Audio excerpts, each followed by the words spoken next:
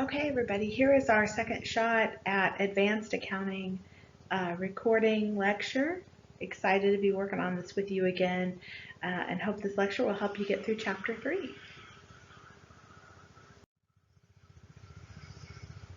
So over this chapter, we are going to be working on a few things. The first thing we're going to do is take a look at consolidated financial statements.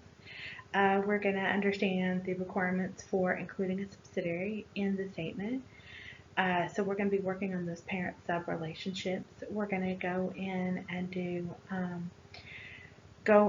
look at the recording of bringing a subsidiary company into your company for consolidated financial statement purposes on the date of acquisition. We're going to look at recording the subsidiary value as a fair value. And then we're going to learn the concept of non-controlling interest. And that's a situation, we kind of talked about that a little bit in our Zoom meeting, where the parent acquires the sub, but not at 100%. And you'll have to understand everything we've done right now has been at 100%. So, and then we're going to prepare the consolidated balance sheet subsequent to the date and prepare eliminated entries.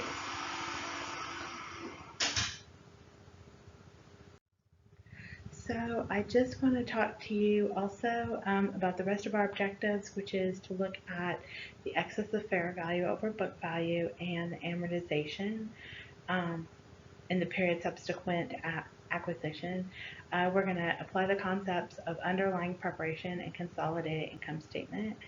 We're also going to look at push-down accounting, and we probably aren't going to have a chance to create the electronic spreadsheet.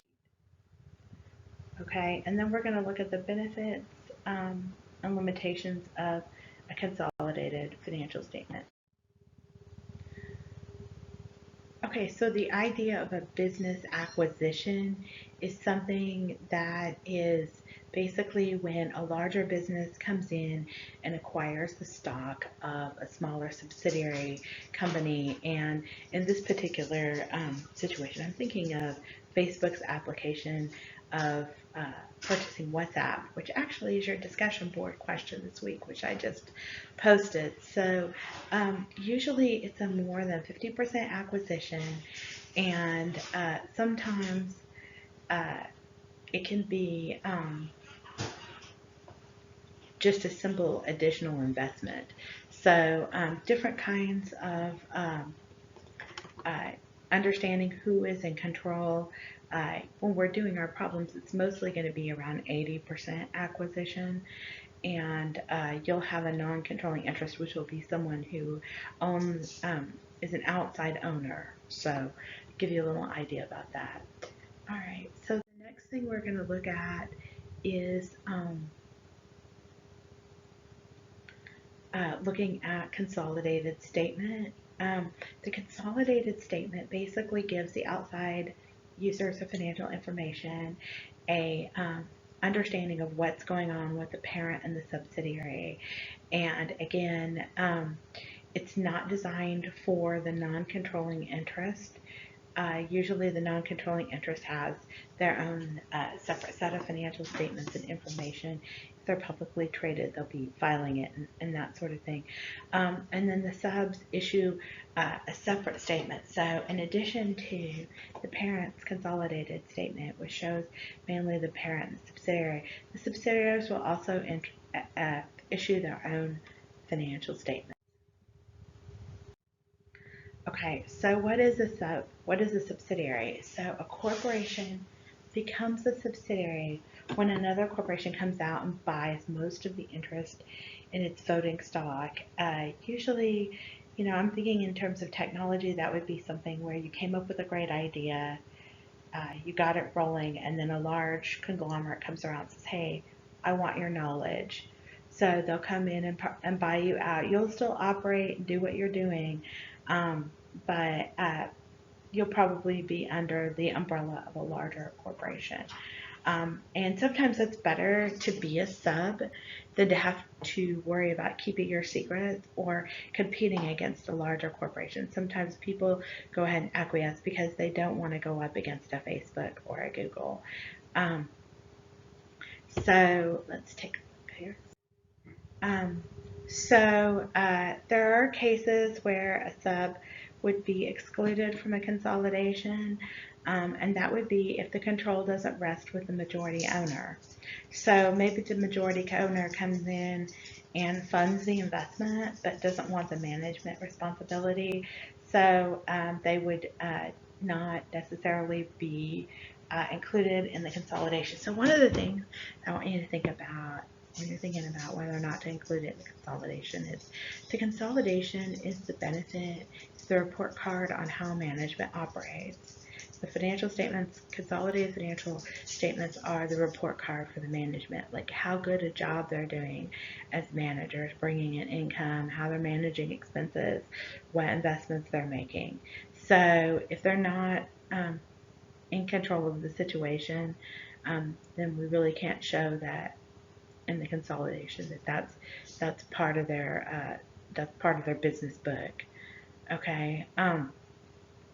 Sometimes you go in and buy a bunch of assets that aren't a business, so that would not necessarily be included. Um, and then if the entities are already under common control, so for example, they have two subs get together and they're already under someone's umbrella, then there's no point in being put those in together. Okay, so let's go ahead and look at the disclosures and the different things that are disclosed. There's a policy under the regs. You're welcome to read through it. And these are just the different disclosures for regulation. Go ahead and go past. All right. Okay, so there are a few things that you might want to look at. One of the things that you're going to look at is, in this particular situation, we're going to look at a situation where we're acquiring a subsidiary, okay? And it's going to be lovely because we're acquiring 100%, and the cost that we're paying is equal to the fair value of the company, which is equal to the book value of the company. And the book value, of course, if you remember, uh, is the um, is the information that Sun is keeping on uh, their financial statement. So they're going to basically come in and acquire it. It's a great, easy problem. So there's two things. When you consolidate the investment account, you're going to eliminate Sun's capital stock and retained earnings. So stop and think about that. So Sun uses their capital stock for financing, right? Their retained earnings are their earnings. When you consolidate it, you're not interested in the stock Sun uses for their financing. You have your own capital stock, so you're not going to mix stocks. The other thing is Sun's earnings does not reflect your work. It's just your purchase. So you're going to take those things out of the consolidation. So they say they do it for 80. Remember, we've got everything in thousands. Just kind of add the zeros to the back of your mind. Okay, and here we're going to look at Sun's balance sheet. We have cash, current assets, plant assets. Okay, accounts payable, other current liabilities. And here's a little tidbit. I'm just going to see if I can mark this up with a pen. Okay, this right here, oops, try and do this here. This right here is the book value. This right here is your book value. So you just kind of keep that in mind. Capital stock plus retained earnings is your book value. Okay, so if you take a look at the investment in Sun on the balance sheet, if you look at the balance sheet of both Pop and Sun, you can see right here, that this right here shows, and this isn't going to show on here forever because we're going to break out, since we're buying 100%, we're going to break that investment out later and take off that investment in the showing part um, later on. So you can see that's eventually going to go away. So the capital stock and the retained earnings right here, this investment right here, this is the book value that I was talking about earlier, that is part of the investment. But you'll see here in the consolidation that we show when they're both combined. And remember that Sun is at 100% right here. Trying to do this, my mouse is fun, right? So Sun is at 100%. So when you show these two combined, you're not going to show the difference in the investment in Sun. So what we're going to do now is we're going to, as we're going forward in the chapter, we're going to look at an analysis of what cost, fair value, and book value are, just looking at it through the lens of subsidiary and parent company. So just to kind of like review this, and I know we just took a look at the Pop and Sun situation. Fair values of net identifiable assets and book values differ, right? Because remember, you keep your book value on at historical cost. So again, I'll just use Portland as a great example. In Portland, let's say you bought a building back in the early 2000s. You know now that with the increase of real estate value, that if you put that building up for sale, it's probably worth a lot more than what your book value is that you're showing on the balance sheet.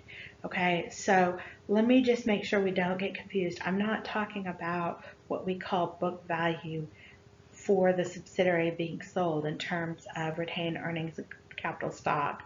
I'm talking about that part where once we do the purchase, we go ahead and break out all the things that we bought, what they're worth to us, and what their actual value is, being what we have on our balance sheet for it, and then what it would ship, what the market would bear.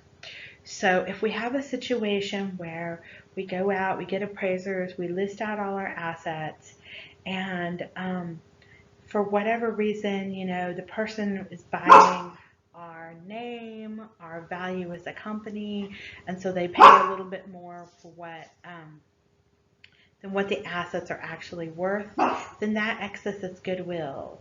Okay, now let's say we have a fire sale. Let's say our company has lost face, we're just trying to get out of it, or we're in a situation where our assets have become so valuable on the market that we can actually pay a little less, right? Then that would be called a bargain purchase, kind of like when you buy something on sale at the store, okay?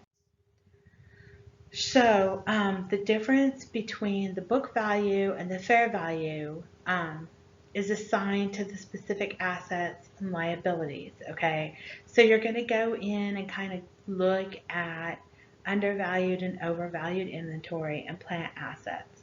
And then there are things that are unrecorded. So for example, if you have an existing contingency and then any asset that's unrecorded, like a patent, okay? So we're going to go in and basically suss all that out, and then the difference between that, what we've got on our books and what it's actually worth as of 2020 is going to be either goodwill or a gain on the bargain.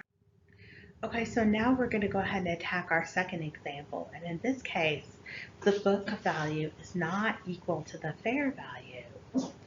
The cost is equal to the fair value. So let's look at this example. We have a situation where, and again, it says Phoebe acquires stone, 100% for $310. Now, at some point, we're going to look at examples where it's not 100%. So just kind of be ready for that. So stone has this book value, okay? This is Stone, the acquiree's financial statement information. So remember, when you're looking at this, sometimes it's just easy to just kind of think about what we're analyzing. We haven't consolidated anything. We're just taking a look at Stone's books. So we have the cash and receivables inventory. Cash will always be the same. You don't normally have to worry about that. Sometimes receivables may be undervalued or overvalued depending on you know, maybe they want to factor these, especially just depends on the amount of acquisition, what's going on. Inventory in this case looks like it's undervalued because you can see here the book value is 50 right here, right? But the fair value is 75. So it looks to me like inventory is undervalued. So we actually, it's worth more than what they had, Stone has on for historical cost. Okay, the plant net is highly undervalued, and that's that situation where the plant has kind of grown in value. Maybe they're in an area where real estate's going well. So it's undervalued. And then we have the difference between the book value and the fair value. The liabilities are the same. Capital stock and retained earnings. What's going to happen with these? These items are going to go away. So when you purchase stone, those are going to go away. And what is capital stock and retained earnings? It's also the book value. And this is where things get confused because you've got two separate definitions of book value. You've got book value, which is what everything is listed on for the financial statement, and then you have actual book value, which is what you're buying the company for. So I could call one book value and the other BV. However, you can make that distinguish. This is one thing, two definitions. It can be very confusing in this class, and I'm really not sure how to frame it any other way. You just have to kind of learn it, okay? So now let's look over here. The cost, right? 310, that's what we're paying for it. The book value, 245. 245 being what we're buying, which is capital stock of retained earnings, kind of buying that out. What's going to go away. And then the excess of cost over book value. So we could stop right here and see that we're not making a bargain purchase, because if it was a bargain, then we would be buying it for less than the book value. So that's just a little tidbit, okay? We're not making a bargain purchase. Okay, so here's what happens now. We talked about those things on the balance sheet that were undervalued. I don't know if there's a chance you could swing back through and take a look at that balance sheet and just kind of refamiliarize yourself. It's about 2 slides back. Okay, so the first thing that we have to do is look at the items that are going to be undervalued and try to suss out, frame up these things to eliminate for the purchase. So we're going to kind of clean these things up a little bit. I like to call it like clean it up a little bit, okay? So the first thing we're going to do is we're going to eliminate the capital stock and retained earnings. Remember we talked about the subsidiary, right? We don't necessarily need that information on our consolidated balance sheet. That doesn't mean that it's going to go away. The subsidiary may still choose to report it based on, the percentage of acquisition, that sort of thing. Then the next thing we're going to do is we're going to go ahead and debit the inventory, right? Because it was undervalued, and debit the plant. So get those things added on, and then we're going to add all these things together, and that becomes the investment in stone.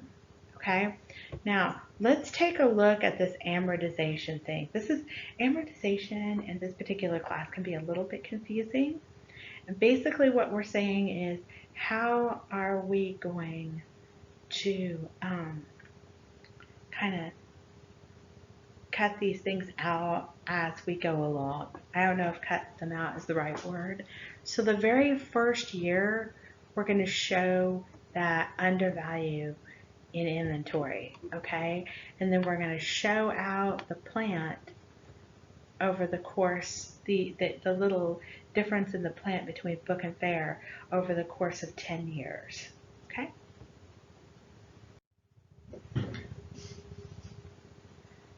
Okay, so the next one we're going to work on is a situation where the book value and the fair value are not equal, okay, and the cost and the fair value are also not equal.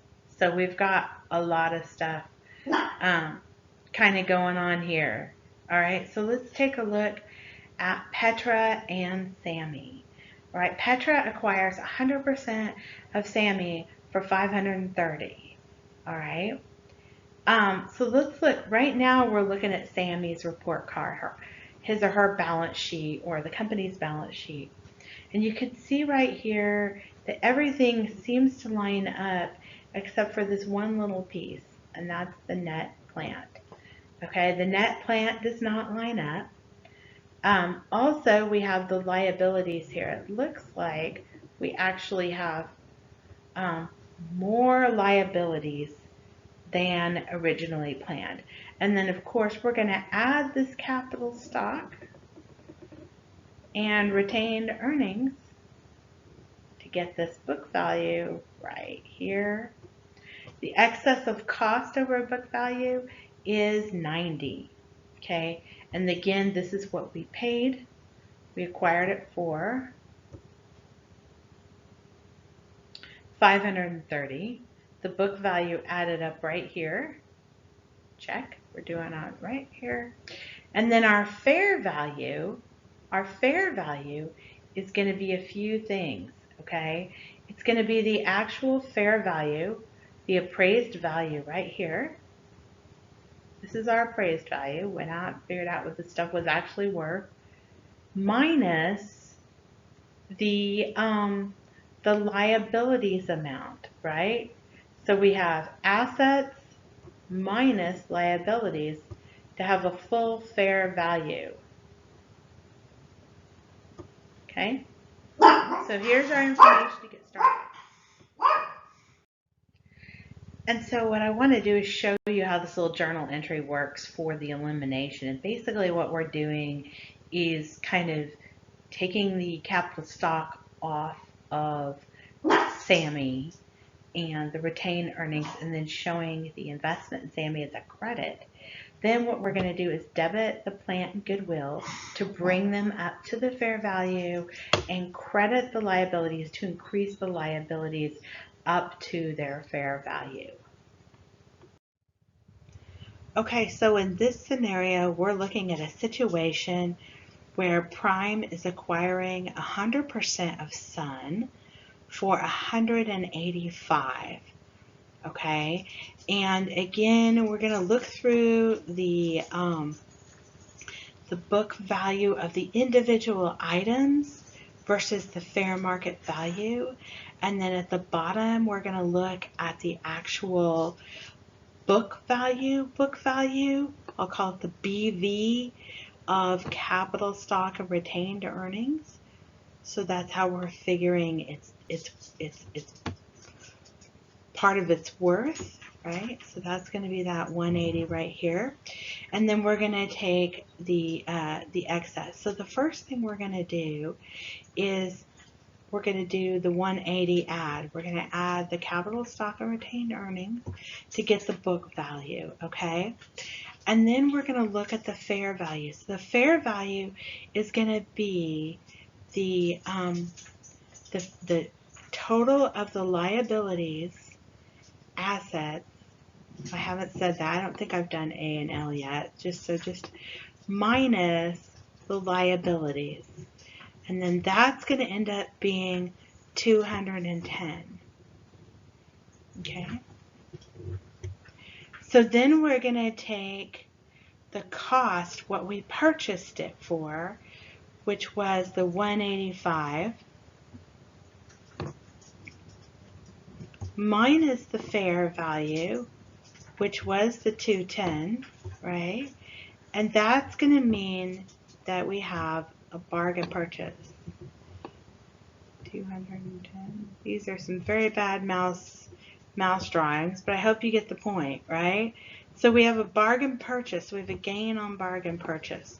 So when we look at the, and I think that this kind of the, I don't know if this kind of like clicked off, but if we take the cost 185, looks like 18 and 5. It's actually 185.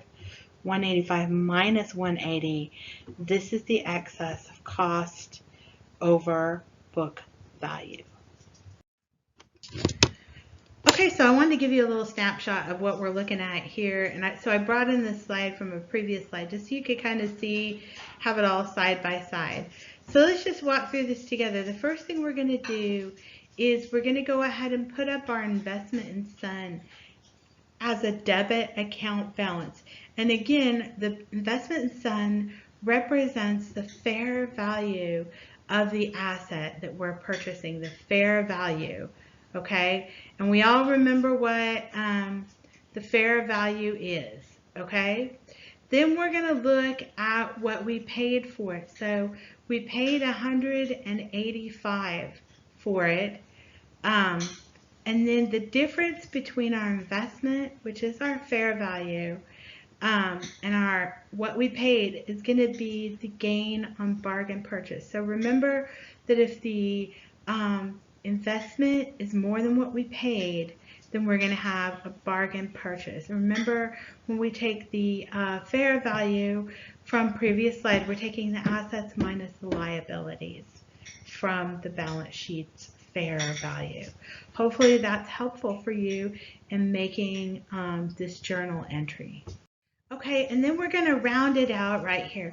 We have the unamortized excess. Remember, these were the differences between the fair and the book value. If you remember from ghosts of slides past, right?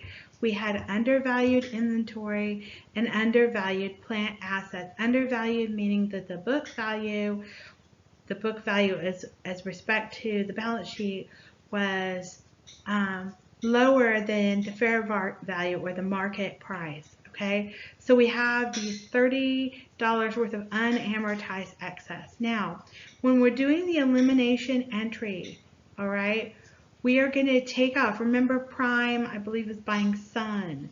So we're going to take off the capital stock and retained earnings to eliminate those. So those are going to be debits, as well as the unamortized excess. And what we're going to show for Prime, remember, we're the purchaser, is our investment in Sun as a credit right here. And then what we're going to do is we're going to bring the plant inventory up to fair value by adding in the undervalue amount. Same thing with the inventory. Plant and inventory are going to be brought up to fair value.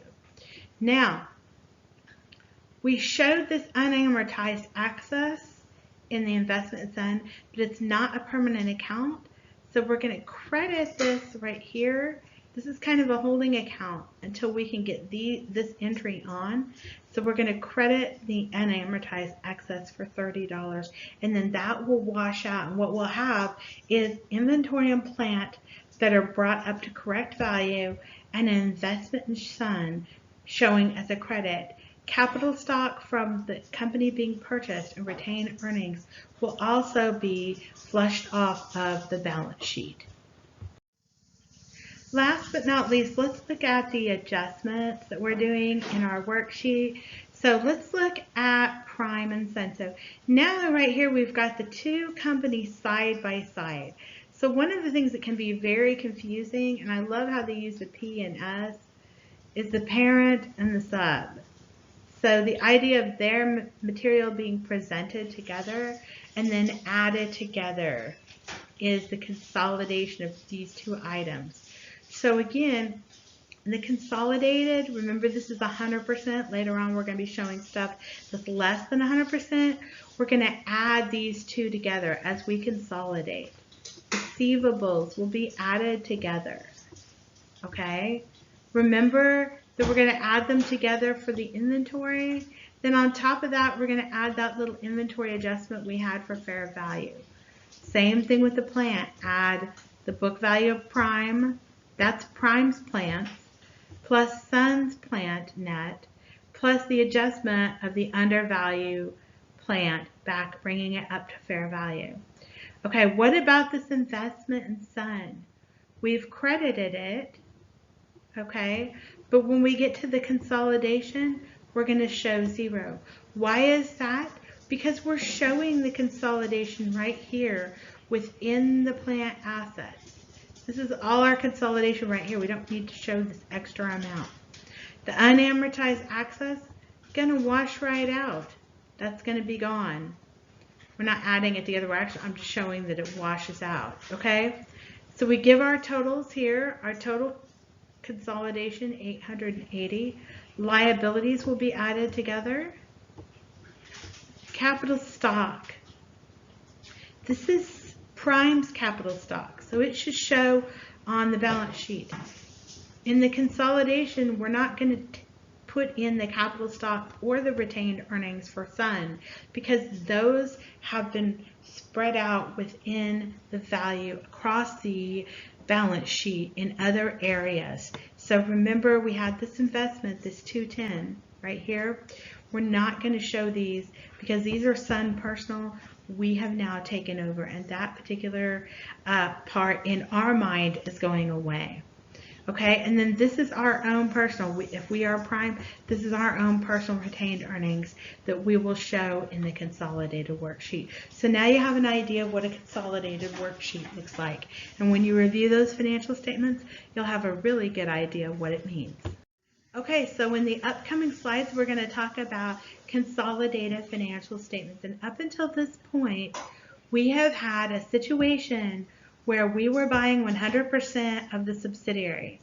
Now we're going to come in and we're only going to buy a portion of the subsidiary. So the things you're going to want to keep in mind are we don't show the portion that is not controlled by us or the non-controlling interest in our consolidated financial statement. So what we're going to be doing going forward is peeling that part off of our interest in our consolidated balance sheets. Okay, so now we're going to explain non-controlling interest, all right? And we're going to talk a little bit about this in terms of ownership percentage, all right, and implied value. So when a parent owns less than 100% of the subsidiary, we have someone else that's not part of the parent or sub that owns their portion of the subsidiary. So it kind of look like this. So let's do one real quick. Let's see if we can make it. There we go. So we have a piece of the pie. The parent buys the pie, let's say, for 85%, all right? And then there's this part right here. It's not part. So what happens is, in the financial statement, you have to take that non-controlling interest out in the calculations. And that is really the challenge of managing non-controlling interest in a consolidated financial statement consolidation. So let's look at a situation where you pay 40% for an 85% investment. And what you're wanting to find out is, what is the investment full value? What is the implied fair value? So if you pay 85% of the for the subsidiary, to get what the subsidiary's 100% value is, you simply divide that by the 40,000, and that will tell you what the full value is, which is the 47,059.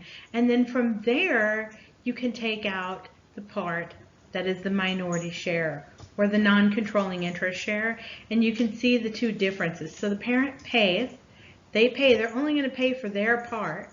All right, we find 100%, okay, which is this 47,059. The other little trick is you can simply subtract 47,059 from 40,000, and also that's another way to get the minority share. Okay, so now we're going to look at an example of non-controlling interest, and this is when Pop pays 90% for Sun for $90. So in the back of my mind, the first calc I'm going to do is, let's find out what the 100% value of Sun is. And you can get that value by taking 90 and dividing it by 90%. And they actually have this kind of mapped out right here. So it's 100, okay? So now in the back of our mind, just quick math, we know that the non-controlling interest owns $10 or 10% of the implied value. So now we can break those down. Okay, so when Sun had capital stock of 200 and retained earnings of 175. Now, just really quick, going back and reviewing, what does that what are those two things added together comprise? Those are the book values. Just reviewing slides past, all right? And then here are the fair values of Sun's assets and liabilities, okay? So here we have the book value of the net identifiable assets, all right, is 80. So the implied value is 100, the book value is 80, and this is going to be the excess of book over book value, so that's 20. So this, even though we only owe 90% of that, we're going to have to allocate this to goodwill, and then we're going to peel off the part that's not our goodwill. But just to know, this is how much our goodwill.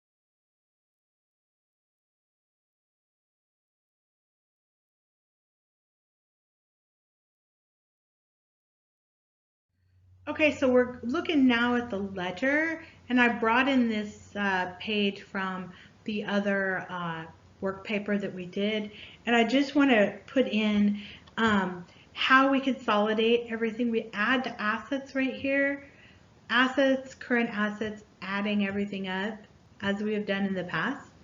You all are already amazing at this, right?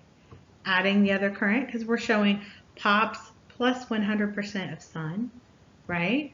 Adding this together, all right? Accumulated depreciation, adding these all together. And what we're taking out is going to be this investment in Sun, all right? Right here, investment in Sun. And we're also going to put in the goodwill. Now you'll notice that the investment in Sun, for now, as we're doing the work paper, well, this is not the balance sheet, is at the 100%, I'm sorry, the 90% implied value. So 90 divided by 90%, which gives us the full value of Sun. I didn't mean to say 100%, but it's the full value, So the full value investment in Sun. Okay, so a couple of things I brought up here. I already made my markings here first. We're going to, when we're looking at the consolidation sheet, we're just going to be looking at POP's financial information, which is given to us, right? We didn't have to do any adjustment here. That's just their financial. We're going to add Sun's financial information, accounts payable, other current liabilities, bring over POP's already existing capital stock. Sun's has been eliminated, and I'll show that in a minute. Same thing with POP's returned earnings. And then right here is where we eliminate Sun's capital stock and retained earnings. And you can see right here, if you add these two together, it matches the book value of our net identifiable assets from our work paper from earlier. Okay, so now we're going to do a consolidation of balance sheets. And from what we're going to do is we're going to come in, and some of this stuff should start feeling a little more familiar. We're going to eliminate the parent's investment in the sub. We're going to eliminate the sub's equity accounts, the common stock and retained earnings, which put together are the book value. We're going to adjust the asset and liability accounts for any unamortized excess balance. We're going to record the goodwill, and then we're going to show a recording of the non-controlling interest if we didn't purchase at 100%. Okay, so now we're going to look at this in a table format just to kind of a little bit of a work paper here, and we're going to look at what's gone on after the year is over. So the first thing is the cash, the dividends receivable, all this with POP given to us. There's really nothing we need to worry about here. This is just POP, the main person's balance sheet, okay? Son's cash, same situation. Plant, other current assets and plant assets net, a total of 160, right? And then here's the liabilities for POP. Again, we're not really concerned about having to do any calcs here. This is just information that we'll either add or subtract from. And then Son is going to be some of our primary focus. So let's look at the elimination worksheet. So the first thing that we're going to do for this particular situation is we're going to walk back and get the retained earnings and capital stock together. And again, these are going to be at an implied value. So this should match the implied value and the goodwill. We've made this earlier entry. Remember, we calculated goodwill, and I'm just going to kind of point to you to our sheet up here. Right up here is where we did all of this calculation a couple slides back, okay? Now, let's take a look here at some different situations. All right, the first thing that we're going to do is we're going to credit the investment in Son of 90% of the net assets, okay? 90% of the net identifiable assets. So if we take the plant assets, the investment in Son at 108, right? And we want to go ahead and divide that 108 by 90%. That's where we're going to get our 12 from. So over here, right here, where we find the 108, right? We found the 108 very easily with our investment in Son right here, right? Okay. So you're like, well, where is the 12 coming from? I don't see that number anywhere. That is 108. I'm trying to write it here, right? Divided by 0.9 or 90%. That's where that's coming from. So now you know your interest, you know your 90%. What you don't know is the non-controlling interest, but you know it's out there, right? And then what that gives you, if you do the 108 divided by 9 here, is 120. Just go ahead and finish this story here. And then you're going to subtract 120 from 108. And that's where this 12 is coming from.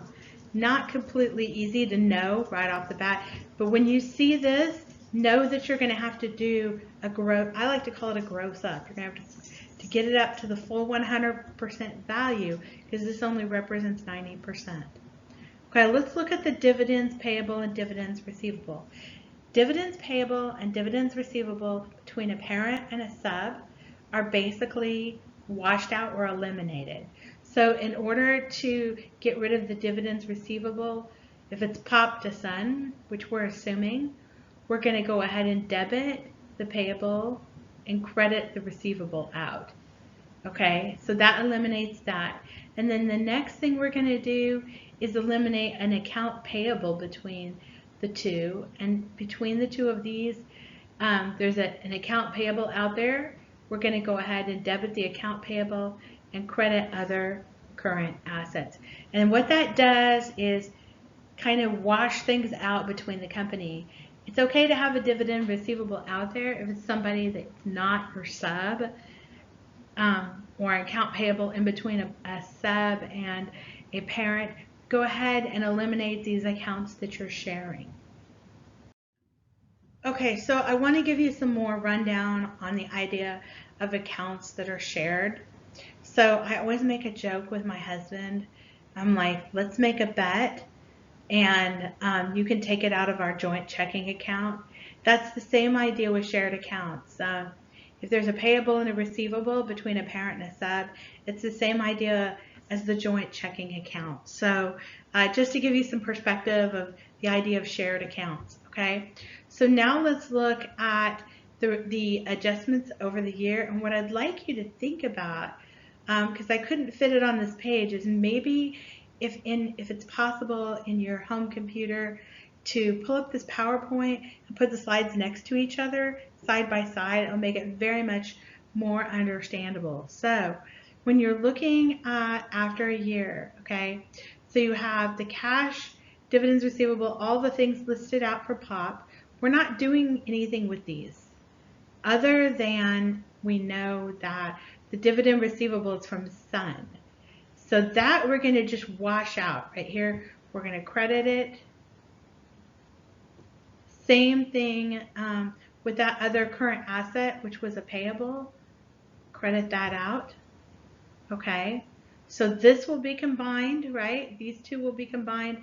And then that other current asset will be subtracted as a credit. So if you take your calculator, I don't know if you have one handy, but if you take 82 plus 56 and subtract out 10, you should get 128, and that's what's going on here. I'll just make the little symbols, minus 10 right here. Okay, same thing with plant net assets. Add these together. You already know how to do this. This is super old hat. Investment in Sun. You already know that this is credited out. Bye-bye. You already know goodwill will just simply be adjusted and put over in the consolidation. All right. Unamortized excess is just taken out. We've done this before. Old hat. All right. Here again, here's an accounts payable. Think of it as that joke I told you about me and my husband and the joint checking. You know, I owe him something on account. He can take it out of my joint checking, right? Jokes. Okay. So what we're going to do right here is we're going to simply take these things, right? Remember, this is where it's really good to know what a credit balance is and your normal balances. That stuff you learned in Principles of Accounting 1, because you know that if you debit something that has a credit balance, it actually reduces the credit balance, and that's where your $80 comes in. Dividends payable is a credit, and then we're going to debit out because, remember here, dividends payable, here, let me just make a little lines, you know, dividends payable, dividends receivable right here. Remember this guy? I know you do, right?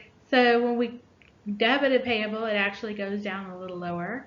Here's our other current liabilities. These get added together. Same thing with capital stock. Wait a second, something's going on. Do we need to worry about Sun's capital stock in the consolidation? Well, we need to take it out, so we're just going to debit it. And then POP's capital stock will hop over right here. So one of the things you can do when you're working that consolidation worksheet for Chapter 3 is simply come in and move the cap stock and the retained earnings over, knowing that these numbers are going to be the same as the parent company. Just about. That's just a quick, easy way to go through. Obviously, you'll still have to make the debits to clean them out, but this is just a given in the consolidation. And then, of course, you'll come over and bring in the non-controlling interest. And that leaves you with your total. See, it's not that hard. I'm really hoping you all now can work out that problem. It'll be good practice for you, especially if you plan on sitting for the CPA. All right, so let's just get some key takeaways. The investment into the sub, remember, investment in sub does not exist on the consolidated balance sheet. Why? Because we take all the sub stuff and float it out there, all the different things. Once it's combined, the investment is there. Equity in consolidated balance sheets consists of parent's equity plus the non-controlling interest. Non-controlling interest is proportional to the investment sub when the equity method is used. And again, here it is,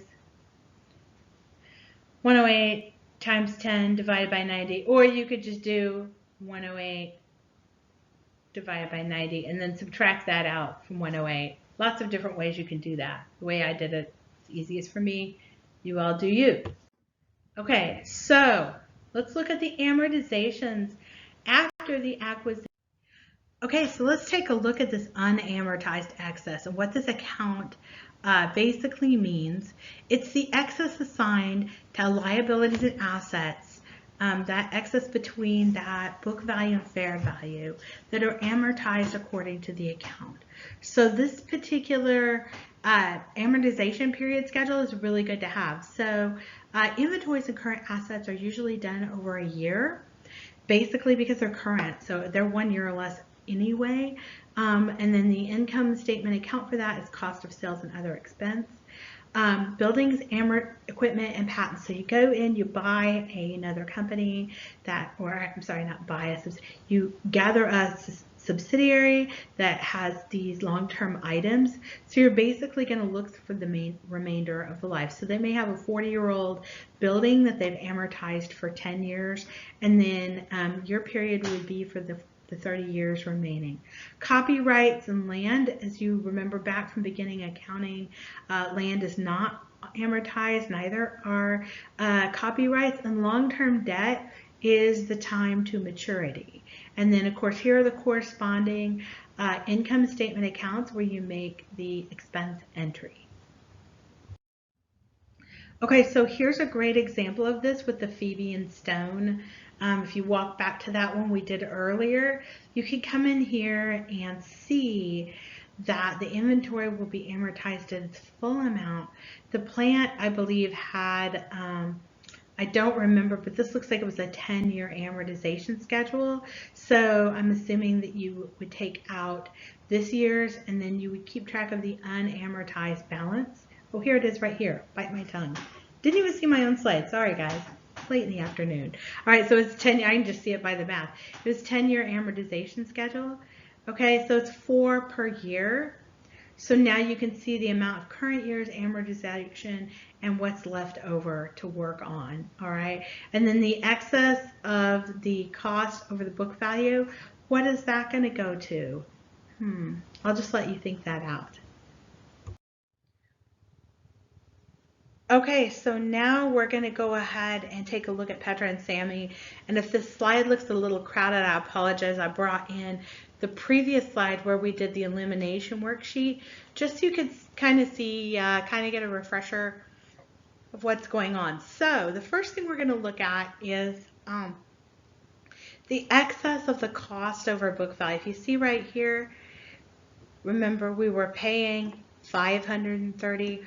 Our book value is capital stock and retained earnings added together. That is our book value.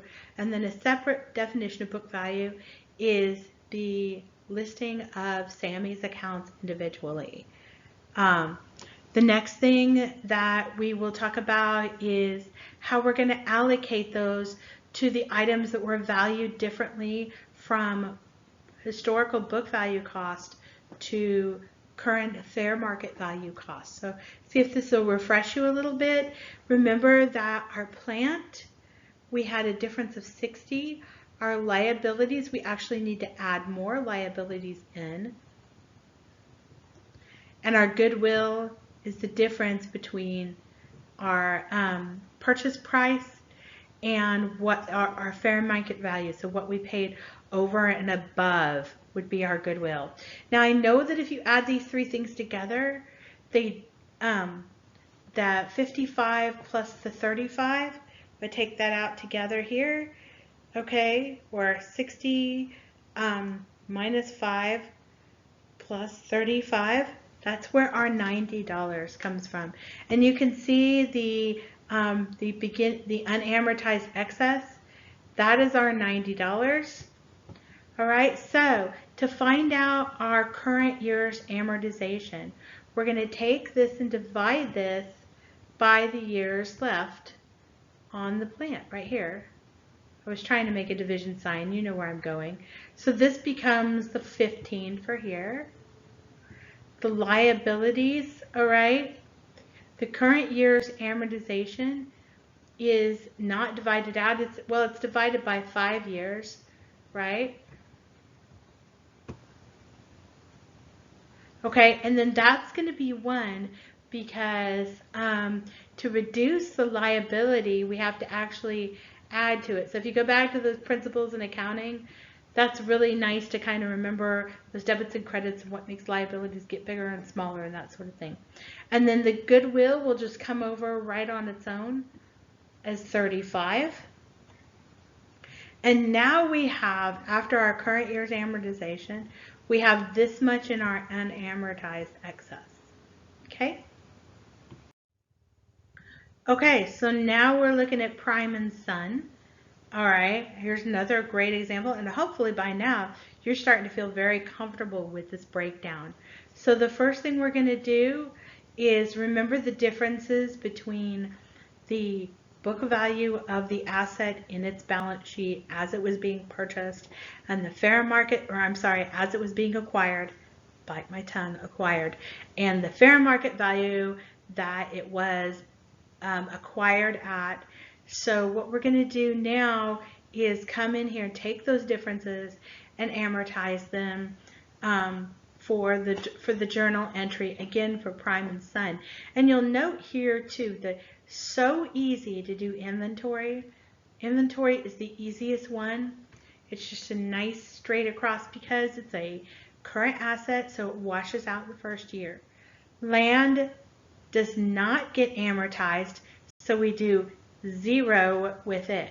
What about that bargain purchase? Oh, I forgot this one was the bargain purchase. Are we going to do anything with the amortization there? No, it's just simply a gain on bargain purchase. Okay, so we're rounding out our comprehensive example. And this is what you could use to do that very last problem. This is Pam acquiring 90% of Sun on December 31st, 2016 for $10,200 when Sun's equity consists of $4,000 in common stock, $1,000 in other paid-in capital, and $900 in retained earnings. Now, just for a moment, let's just talk about all the zeros. Feel free to drop them because we've been doing it all day. On except, you'll have to put a 0.1 in front of all these if you drop all these zeros, because this is actually less than 1,000. On that day, Sun's inventories, land and buildings are understated by 100, 200, and 1,000 respectively, which means that this lines up with the inventories, this lines up with the land, and then this lines up with the buildings. And its equipment notes payable are overstated by 300 and 100. And so what I like to do on a problem like this is just map it out on a sheet because it's so easy to get confused. I rewrite it and put all the items next to their respective respective amounts. Okay, so first thing, I want to tell you I brought in my little example from the previous page, or just my notes from the previous page. And then we're going to use these to frame this comprehensive example. So the first thing we're going to look at is our calculation. So we have 90% of SAM, right, with 10,200. And then our implied value is to take that and divide that by the 90%. So now what we're getting is we paid 90%. Full worth of SAM is the 11,333. To get the book value, we're going to take all these things from the notes page, the capital stock, the common stock, the other paid in capital, and the retained earnings, and add these together to get the book value. Okay? Then we're going to subtract the implied value minus the book value, and we have quite an excess over book value right here. Okay? So that's just little tidbits of information. Now let's look at how we'll allocate the amortizations. So here again from my notes page, we have the inventory at plus 100, right? So we're going to add that, we're going to get rid of that the first year. It's a current asset. Land is not amortized, so there's no move here. Now, building we have for 40 years. 40 years. Very interesting. And that would be just provided from their amortization schedule if you were purchasing it. Equipment, okay, you'll see here I put it in as a minus because it was overvalued, so we're going to have to kind of take it down a notch. That'll amortize over 5 years. Note payable will come out the first year. Looks like they're going to pay that thing off, right? You could see here it was, again, an overvalue. So it was overvalued. I put it in as a minus, but technically I'm just going to add a little plus sign because when a note is overvalued, we're going to actually, well, I think sometimes getting the overvalue, undervalue, I'm going to actually do it the way I leave myself in place. I'm just trying to follow the book. Okay, so let's go ahead and look at our schedule. So we have inventory as unamortized. That goes straight to zero, so we just take that out. Land, no amortization. We just bring it right over. Building, we're gonna drop it down by 25, and if we take our calculator and divide 1,000 by 40, you do get 25, and that'll take it down. Sit here and show you all what I was doing just to double check my math. There we go. You do get 975. Equipment, that's coming over 5 years. That's 60 a year. You will get 240. Now remember that we're overvalued, undervalued means I'm subtract off, right? The note payable, we just take that off altogether. That's going to come out the first year. Okay, now we have a new amount. Once we subtract out these things, this excess over book value, we have some goodwill right here. The unamortized excess of goodwill. And then when we add all these things together, we have 5,433. And then we'll take out this year's amortization, and this is our unamortized excess. Okay? Not too bad. Once you kind of start putting all the parts of the puzzle together, it's not too bad to work it out. Okay, so now what we're looking at here is the last little bit where we're going to go ahead and consolidate some of the income statements. So we're actually on the income statement. And you can see here Pam and Son consolidated. We're going to add Son's sales. The income from some, we've done this before, not going to show in the consolidation. It'll just be a zero balance. Cost of sales will, this particular piece, cost of sales, we have to actually, and they don't put this on here, they don't put on the $100 increased by 125 and 100. They don't really kind of show you the fact that that's happening. So the cost of sales is increased. So actually in here, that's where this is kind of, I'm going to kind of put that up here so you can see. Okay, the depreciation, all right, 200 plus 80 of what they have. And then here's another little tidbit for depreciation. We got 25 sitting out here from the previous page, from that depreciation page, right in here. So that gets 200 plus 80 plus 25. All right, and then the last little bit is interest expense, which is right down in here. Get a different color here. And that's going to be, that's 100 right here. Try and make a picture cover. And interest expense is going to be increased. So you're actually going to be increasing it by 100. So another 100 is going to go into your interest expense right in this area right here. 540 total. Net income totaled out for both items. Total consolidated net income when we do all the math. Non-controlling interest share. And here we have everything nicely lined out. So I think you all can do this now. I think it's going to be great for you. I think you're going to do a great job on this when you guys give it your own stab. So the key income statement items, remember this right here, the sub. We take the non-controlling interest share right here to get this information. Remember from previous slides. And then last but not least, I just want to talk to you about push-down accounting. So just really quickly, push-down accounting is an SEC requirement if the subsidiary is substantially wholly owned, like 90%. And the sub cannot have any publicly held debt or preferred stocks. Basically, the books of the subsidiary are basically adjusted. In other words, when we make the purchase, we push down all of our new information to the subsidiary. Assets, goodwill, everything is revalued, and retained earnings are replaced by push down capital, which is the retained earnings and the valuation adjustment. So the idea is we got all this new knowledge from the parent, we're going to push it down and make the sub adjust their stuff. That's all push down accounting is. That's it. Appreciate you all. I apologize for being late on this with my technical difficulties, but I hope you all enjoy this slide set and are able to magically take care of the rest of your homework and do an amazing job on Chapter 3.